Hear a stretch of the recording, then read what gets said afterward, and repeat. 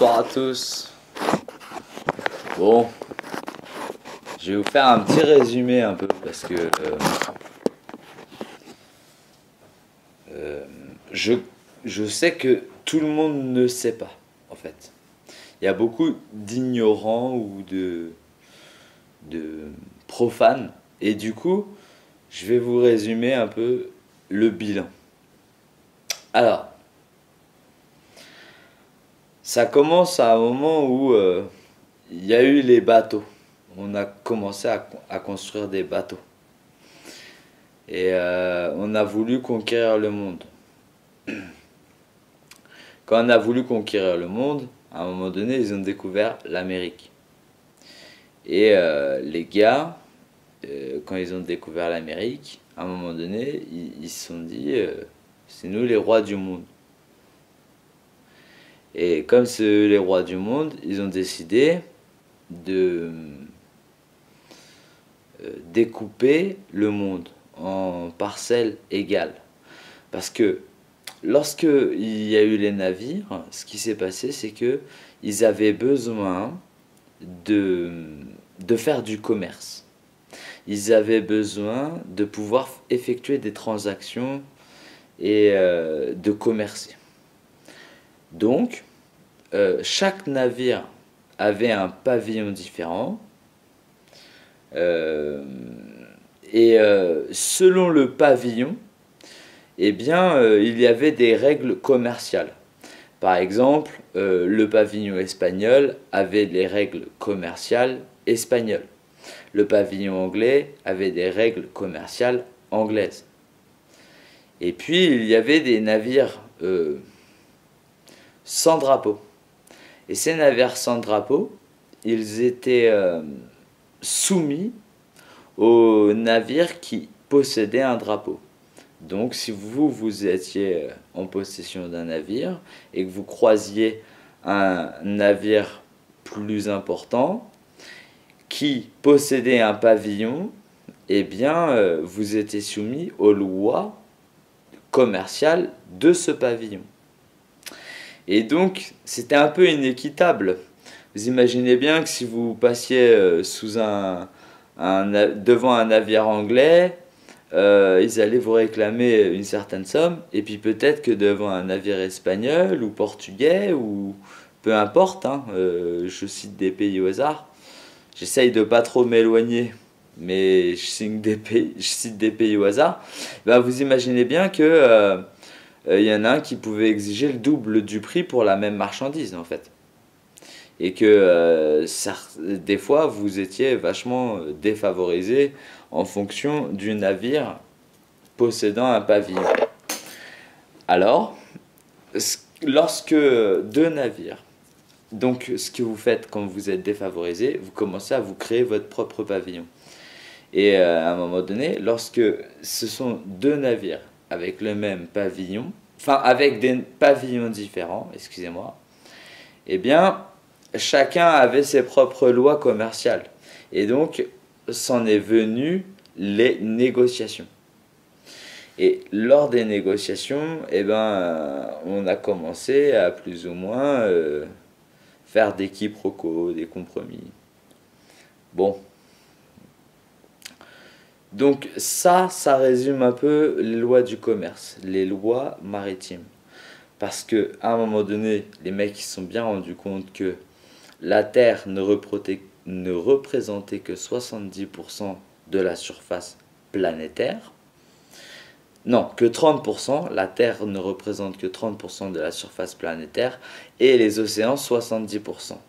Et donc, on allait plus facilement être amené à, à utiliser l'océan de par la création des bateaux en fait et pour l'importation de certaines denrées qui ne poussent que sur certains continents, hein. Voilà. Donc ils ont à un moment donné ben c'était assez conflictuel en fait. Donc ce qu'ils ont fait, c'est qu'ils ont mis en point un code du commerce uniforme, soit l'UCC, et que cet UCC, régit tout le commerce planétaire. Alors, c'est pour ça que vous avez un quadrillage. Quand vous observez la map monde, vous voyez un quadrillage. C'est fait en parcelles équitables et nanani et nanana. Et c'est pour mieux faire les GPS. Non, non, non.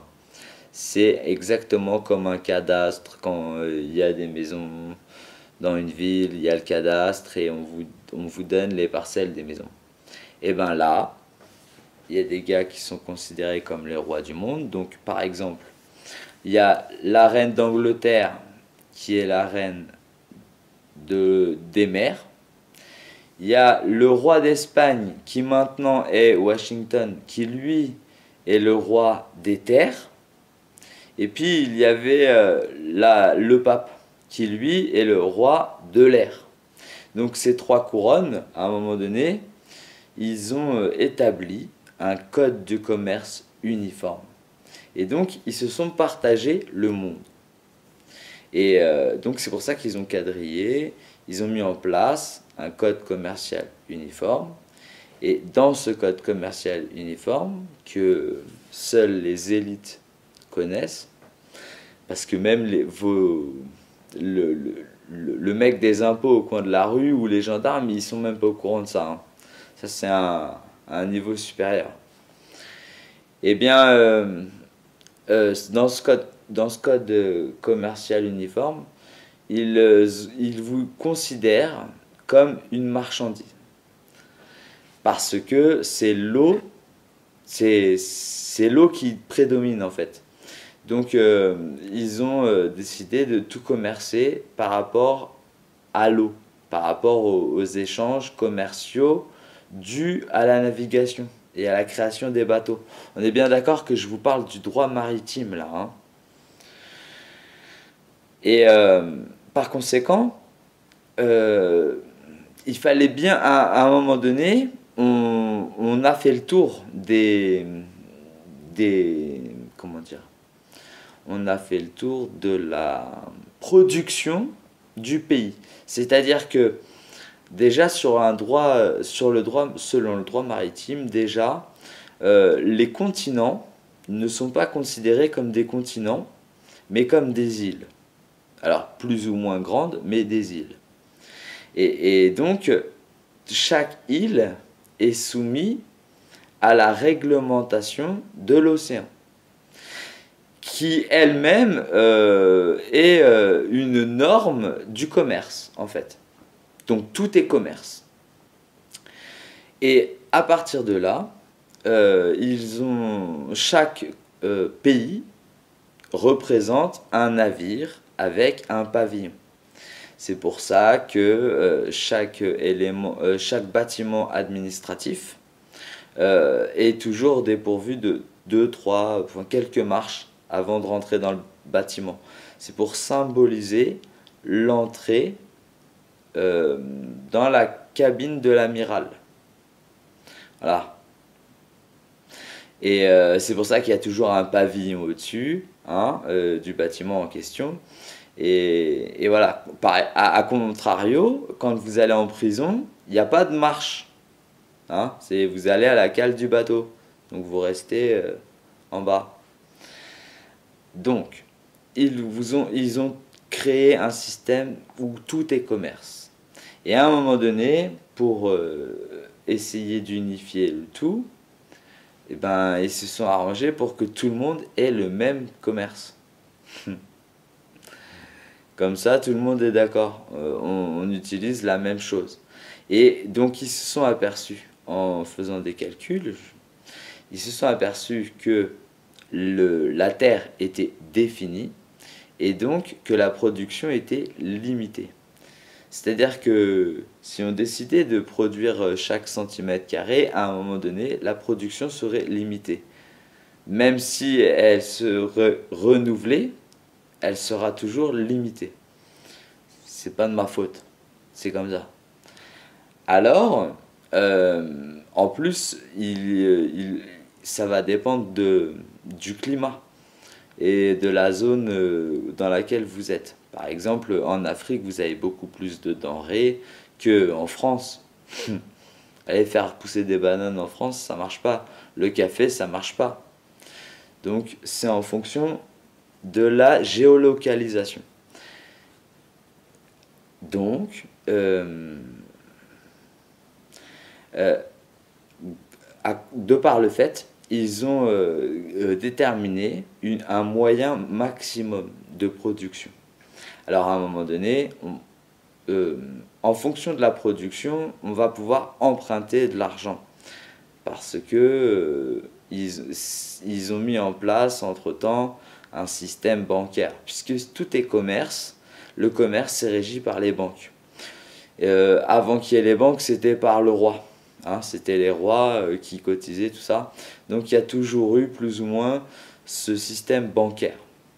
Maintenant, oui, ils ont mis en place les réserves fractionnaires, tout ça. On va essayer de écarter ce côté-là. Je vous l'expliquerai, mais on va essayer de pas trop digresser. Donc, ils avaient besoin d'établir le commerce et que c'était régi par les banques et donc par la production. Et comme c'était régi par la production qui, elle, est limitée et proportionnelle en fonction du territoire, vous imaginez bien que la Russie aura une production beaucoup plus importante que la France ou l'Italie. C'est évident. De par la superficie, c'est clair et net. Et puis la Russie paraîtrait bien plus petite si on mettait une vraie carte du monde. Parce que la Russie, vis-à-vis de l'Afrique, c'est énorme la différence. Donc, une fois qu'ils ont établi les quotas de production maximum, eh bien, pour continuer à pouvoir emprunter de l'argent, ils ont dû proposer une autre ressource. Et cette autre ressource, c'est l'être humain. Donc, ils vous ont vendu pour pouvoir emprunter. Par exemple, nous avons que, je sais pas moi, 80 000 hectares de superficie. Donc nous ne pouvons que produire que 80 000 hectares. Seulement sur ces 80 000 hectares, nous avons 8 000 habitants. Et ces 8 000 habitants vont se reproduire. Au minimum, ils vont produire un enfant. Donc on va parler de 4 000 nouveau-nés. Donc nous, on s'engage à vous fournir de la manœuvre parce qu'on sait qu'on va produire 4000 personnes supplémentaires. C'est un minimum. Et en produisant ces 4000 personnes supplémentaires, on va pouvoir faire des choses en plus. Ou vous les envoyez dans des pays possédant une plus grande superficie, où on va les former à devenir médecins, avocats, vous voyez, des métiers utiles. Et donc, on augmente la production. Et voilà. Donc, pour faire ça, il faut un ticket de caisse. C'est horrible, hein? Il faut un ticket de caisse parce que tout est soumis aux lois du commerce. Alors, ils vous ont créé une personnalité juridique pour jouer sur la scène juridique. De par le fait, en vous créant cette personnalité, vous croyez bénéficier d'un avantage. Ouais, l'esclavage, c'est cool, maintenant tout le monde a les mêmes droits, que je sois riche ou que je sois pauvre, c'est cool. Ouais. Mais en fait, non. En fait, c'est pas du tout ça. Parce qu'en fait, ils ont transformé votre nom en majuscule, minuscule, en tout majuscule. Ça, c'est un procédé que je vous expliquerai après. Et que en fait, ils vous ont créé un acte de naissance. En créant un acte de naissance, c'est-à-dire il y a un nouveau-né, donc on est soumis sous les lois de la mère. La mère, la femme, tombe enceinte et va créer un petit bébé. Et ce bébé, il va naître dans l'eau, en fait. Et en naissant dans l'eau, puisqu'on est soumis au droit maritime, bien, euh, c'est un produit de la mer, MER. Et quand la femme va venir en salle d'accouchement, elle va délivrer une marchandise. Parce que nous sommes vendus pour augmenter la production du pays. Alors elle va délivrer cette marchandise, et puis cette marchandise, il faut l'enregistrer. Exactement comme un bateau. Parce que les êtres humains sont devenus des marchandises ou des navires sans drapeau, et qu'ils sont soumis au pavillon qu'ils rencontrent. De par le fait, lorsque la femme va accoucher, ils ont été 3 dans la pièce, d'un coup il y a une 4e personne, un nouveau-né, il y a un mec qui passe, il compte, ils sont 4, vite on l'enregistre, on fait une personnalité juridique. Soi-disant pour pouvoir jouer sur la scène juridique et passer devant le juge. Or qu'on n'a pas besoin d'être enregistré en vrai. Hein. Si moi j'ai commis un crime et qu'il y a un tribunal mis en place, parce que ça va se passer certainement comme ça, j'ai pas besoin d'avoir une personne juridique. Hein. Ils savent que c'est moi, je vais passer et après on verra. Ils n'ont pas besoin de créer cet artifice. Hein. Parce que la personnalité juridique, ce n'est qu'une fiction, un artifice qui est créé pour obtenir un droit que la réalité pure ne permettrait pas d'obtenir. Et en fait, cet artifice, qui est censé être que du bénéfice, eh ben, c'est vous représentez le fait d'avoir été vendu. Et c'est la preuve de décaissement, en fait. Vous êtes la preuve de décaissement. C'est-à-dire que l'État, il vous a vendu en disant, ben, ce mec-là, il va vivre au moins jusqu'à 90 ans, parce qu'on s'est bien occupé de lui. Comme il va vivre jusqu'à 90 ans et qu'on va bien lui faire comprendre qu'il faut qu'il travaille pour gagner sa vie, eh bien, il va produire des choses, à peu importe l'échelle. Hein. On ne va pas parler des politiciens qui, eux, produisent absolument rien, mais on va parler en général. Et donc, il va produire des choses. Alors, nous, on arrive à estimer qu'il va produire environ tant. Ça, c'est les tables de mortalité acturienne. Je crois que c'est ça, Jérémie. Merci si tu me corriges si je me trompe. Et donc, avec ces tables de mortalité, c'est avec ça qu'ils fixent vos assurances, par exemple. Bon, bah, vous avez 25 ans, vous allez au moins produire jusqu'à 65 ans. Donc, en moyenne, encore 40 ans de production. Donc, je peux vous assurer à temps. Et puis, si vous allez souscrire une assurance vie à 55 ans, vous allez voir que vous valez pas grand-chose. C'est horrible, mais c'est comme ça. À moins que vous ayez vraiment un bon cheptel immobilier. Parce que là, dans ce cas-là, on va vous donner en fonction de votre cheptel immobilier. Mais sinon, à 55 ans, même quand vous cherchez un emploi, vous rendez bien compte, je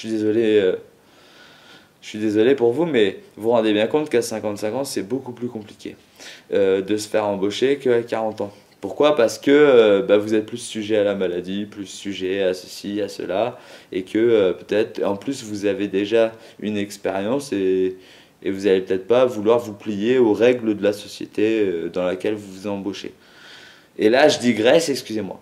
Donc, vous avez été vendu et on vous a donné une personnalité juridique qui est censée vous apporter des avantages.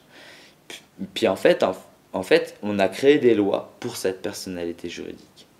Et on crée des lois, c'est fiction, c'est une fiction juridique, et on crée des lois juste pour la fiction. Et donc, c'est une manière de vous faire croire d'être libre sans être libre. C'est-à-dire que on vous a attribué une fiction juridique parce qu'on vous a vendu, et que comme on vous a vendu, vous devez vous racheter, entre guillemets, et donc vous allez devoir vous allez devoir abattre un certain quota de production pour qu'à un moment donné, on vous accorde la retraite et que vous puissiez commencer à vivre. Voilà, vous imaginez bien que c'est ça. Et ceux qui me croient pas, c'est pas grave. Je vous invite à vérifier mes propos. Donc, euh, puisque vous êtes vendu et que vous devez rembourser la somme, vous devez vous racheter vous-même pour pouvoir bénéficier du jardin d'Éden, du territoire et pouvoir jouir réellement, ça y est, je peux utiliser mon temps juste pour moi. Eh bien, faut attendre la retraite pour ça. À cause de votre personnalité juridique. Pourquoi? Parce que vous acceptez de représenter, vous croyez être une personne au lieu d'avoir une personne. Si vous aviez conscience que vous n'étiez pas une personne, mais que vous possédiez une personne, la vie serait totalement différente pour vous. Totalement. Je vous le garantis. Parce que accepter de représenter la personne revient concrètement, suivant ces codes de loi, ça revient concrètement à accepter l'esclavage. Alors oui, l'esclavage est interdit sous toutes ses formes, mais l'esclavage consenti est autorisé. Allez demander à nos amis militaires ou pompiers. Pas les pompiers bénévoles, et encore, il me semble que c'est pareil. Allez leur demander si eux, ils sont pas en esclavage volontaire. Eux, ils ont signé pour qu'on vienne les réveiller à n'importe quel moment, qu'ils aillent mettre leur vie en danger et tout. Mais volontairement. Et je critique pas ce fait. Hein. C'est juste pour vous donner une image concrète. Donc, en acceptant d'être cette personne, vous acceptez devoir rembourser le prix qu'on vous a vendu. Et c'est magnifique. Parce qu'en acceptant d'être cette personne, vous vous soumettez à toutes les lois mises en vigueur pour votre personne. Autrement dit, l'esclave de la dette. Parce que comme l'être humain a été vendu et en échange, il doit représenter la personne, eh bien, il devient un esclave. Et les lois s'adressent que aux personnes. Vous allez voir que, si vous regardez un peu les codes monétaires ou n'importe quoi, n'importe quel code, vous allez voir que ça s'adresse toujours aux personnes. C'est jamais ou presque écrit être humain. C'est toujours pour les personnes. Ou les citoyens ou les personnes. Les contribuables dociles. Donc, il ne faut pas, le plan c'est que si vous avez conscience de ce phénomène, vous passez au niveau supérieur, au niveau des politiciens. Pourquoi les politiciens, ils sont exemptés de jugement? Pourquoi Christine Lagarde, elle a détourné 20 millions ou 20 milliards et qu'elle a été exemptée de peine? Parce que c'est une femme politique. C'est-à-dire que c'est une femme avant d'être une personne. Et comme c'est une femme, on ne peut pas la juger. Parce que les hommes et femmes sont nés libres et égaux en droit. Donc si vous êtes libre et égaux en droit, vous ne pouvez pas imposer votre volonté à l'autre, puisque vous êtes égaux. Par contre, si vous arrivez à lui faire croire qu'il n'est pas votre égal, parce que il vous doit de l'argent, ou parce que ce qu'il vous chante, mais que lui, il est une personne, et que par conséquent, il n'est pas votre égal, parce que vous avez plus de biens matériels que lui. Alors vous allez lui faire croire qu'il est une personne, lui il va même vous remercier, c'est en lui donnant du monsieur. Voilà, monsieur, et bien là, ils vous disent clairement, vous êtes une personne. Et nous, on est content. On est content, on est même fier qu'ils nous appellent monsieur. Quand on a 18 ans et qu'on commence à se faire appeler monsieur, on est fier. Madame, ça y est, je suis une vraie femme dans la société. Ah, ça y est, on m'accorde un crédit parce que je vais à la banque, on me dit madame, monsieur. Bon, c'est une arnaque. C'est un titre de civilité et c'est le plus bas rang dans la hiérarchie. Comme c'est le plus bas rang et que vous êtes un esclave, et ben vous faites toute la merde, toute la corvée, toute la merde. Et donc, de par le fait, on peut vous forcer à travailler de plus en plus, à faire la merde de plus en plus, et à vous faire bouffer de la merde. Parce que vous êtes, juridiquement parlant, considérés comme des esclaves. Et il faut savoir un truc, et je vais arrêter parce que ça fait 26 minutes, il faut savoir un truc, c'est que passer devant le juge n'est pas une preuve de vie suffisante pour être déclaré vivant. C'est-à-dire que, en fait, lorsque vous naissez, il vous attribue une personnalité juridique. En général, c'est 2-3 jours après la naissance. Vous allez voir sur votre acte de naissance que en haut, c'est écrit tout en lettres, votre date de naissance, l'heure et tout. Tout en lettres. Et puis, à un moment, un petit peu plus loin, c'est écrit « dressez-le ». Et dès que c'est écrit, votre heure de naissance et le jour de naissance sont écrits tout en lettres.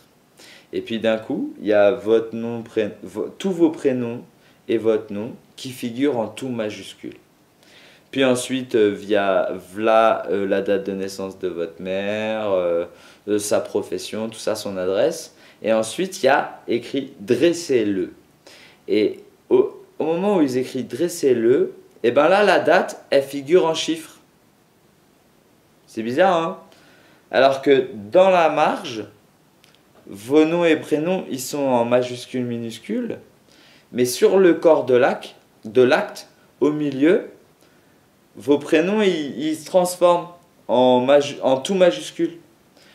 Puis, à un moment donné, ils mettent « dressez-le » et là, la date s'écrit en chiffres et plus en lettres, comme avant lorsqu'ils vous ont donné, lorsqu'ils vous ont dit quel jour vous êtes né et à quelle heure. Tout est écrit en lettres, mais à un moment donné, dès qu'ils mettent « dressez-le », c'est écrit en chiffres. Et bien là, ils ont, en plus, « dressez-le », vous allez voir que c'est pas le même jour que votre date de naissance, c'est 2-3 jours après. Et bien là, c'est la création de votre personnalité juridique. En fait, c'est le temps qu'ils ont mis pour vous vendre. Et en créant votre personnalité juridique, ils vous donnent un acte de naissance. Alors un acte, au point de vue de droit, c'est la trace qu'il s'est passé quelque chose. C'est un acte notarié, un acte de fraude, un acte de jugement. Dès qu'il y a un acte, je ne vais pas vous expliquer comment ça se passe le théâtre. Hein, c'est qu'il s'est passé quelque chose. Et bien, il s'est passé qu'on vous a vendu. Et qu'on vous a vendu en vous faisant croire que vous êtes une personne. Et que vous devenez quelqu'un d'important. Que grâce au fait que vous êtes une personne, on va vous accorder des privilèges, des droits, des machins. Alors qu'en fait, grâce au fait que vous êtes une personne, vous devenez un esclave. Et à chaque fois que vous reconnaissez être cette personne, eh ben, vous validez votre esclavage. À chaque fois que vous signez au nom de cette personne, vous dites à l'État que c'est l'esclave qui a signé. C'est magnifique. C'est vraiment, les gars, ils sont balèzes. Donc, qui vous a donné cette personne et qui vous a vendu? L'État. Et l'État, il vous a vendu, donc vous lui appartenez. C'est pour ça qu'il peut venir saisir vos enfants si vous vous en occupez mal. C'est pour ça qu'il peut venir vous mettre dans une cage si vous faites des bêtises. Parce que vous lui appartenez. C'est comme ça. C'est choquant, mais c'est comme ça. Donc,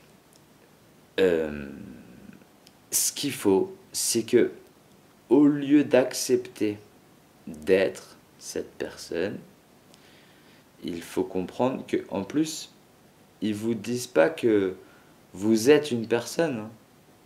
Ils vous disent que vous êtes une personne physique. Et la définition d'une personne physique, c'est un être humain doté de la personnalité juridique. Autrement dit, doté de son certificat d'esclavagisme. C'est tout. Et puis, comme ils vous ont mal expliqué, ils vous ont dit que vous êtes, du verbe être, une personne, au lieu de avoir, du verbe posséder. Eh ben, vous pensez être cette personne, donc l'État présume que vous représentez cette personne. Et vu que vous pensez être cette personne, eh ben, il y a une espèce de consentement tacite entre vous qui fait que vous devenez esclave naturellement. Et c'est pour ça qu'il peut vous demander des impôts, des machins. Ça vient de là. Donc, le truc, l'astuce, c'est de comprendre ce phénomène et d'admettre ce phénomène. J'admets avoir été vendu à ma naissance. Seulement, je ne consens pas. Alors, comme je ne consens pas et que moi, personnellement, j'ai signé aucun contrat de manière libre et éclairée, c'est-à-dire que même si tout ceci est fait via l'acte de naissance signé par vos parents, ils ne savaient pas ce qu'ils signaient. Et vous-même, vous n'avez pas signé. Alors oui, il y a l'acte de recensement à 14 ans, oui, il y a la journée d'appel avant vos 18 ans, et là, vous avez signé des papiers. Et là, effectivement, c'est là qu'il pourrait prouver que vous avez validé. Seulement, c'est fait dans la tromperie. Donc, c'est pas valable, juridiquement parlant. Donc, ce qu'il faut faire, c'est dire, ok, je possède une personne, parce qu'ils vous ont trompé avec le langage aussi. Je possède une personne, et comme je possède une personne, je ne suis pas le propriétaire de cette personne. La personne, c'est une fiction juridique, un artifice de droit servant à obtenir un artifice servant à obtenir un droit que la réalité pure ne permettrait pas d'obtenir. Voilà. C'est les définitions de Gérard Cornu, hein, qu'on ne vienne pas trop me contester. Donc, il faut admettre que qu'on a vendu votre personne. On vous a attribué une personne. Voilà. On vous fait croire que vous êtes libre et quand vous naissez, on vous attribue une personne. Un papier, un certificat qui dit voilà, maintenant, vous n'êtes plus un être humain, vous êtes une personne. Et ben, la personne, c'est pas vous qui l'avez créée, c'est l'État. Et en droit, le créateur d'une chose est le réel propriétaire de la chose. Donc, qui a créé la personne? L'État. Qui est le propriétaire de la personne? L'État. Qui doit payer pour la personne? L'État. Ça fonctionne si vous arrivez à expliquer tout ça. Si vous arrivez à leur dire, non, moi j'ai compris. Et ça, ils le savent, hein. Les juges, les hauts magistrats, tout ça, les hauts dirigeants, Macron, il le sait tout ça. Les politiciens, ils le savent, hein. Donc, c'est pour ça qu'ils s'en sortent toujours dans les procès, dans les machins. Tu dis, mais comment ils ont fait pour s'en sortir? Vous avez les preuves? Ah ouais. Mais non, je suis un être humain, ouais, ben tu peux pas me juger. T'as qu'à enfermer ma personne si tu veux. Y a pas de problème. Mais moi, je suis un être humain et je sors. Et voilà. Ça vient de là. Donc, utilisez les mêmes règles que eux.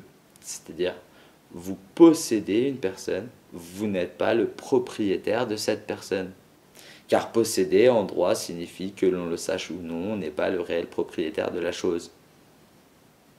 Donc, vous n'êtes pas une personne, vous possédez une personne et elle ne vous appartient pas. Vous n'êtes pas le propriétaire. Donc si vous avez un reproche à faire à ma personne, bah allez voir le propriétaire. Parce que moi, ça... Est-ce que votre loi, elle s'applique aux êtres humains ou aux personnes? Aux personnes? D'accord. Alors allez voir le propriétaire de la personne. Et c'est l'État. Voilà. Bon, j'espère que c'est pas trop flou. Il est un peu tard, mais bon. J'espère que c'est pas trop flou. C'est une ébauche. Je vous referai une mise au point un peu plus détaillée, un peu plus concis. Voilà. Allez, ciao, ciao. Portez des lunettes surtout, lâchez rien. Et j'espère que vous avez bien saisi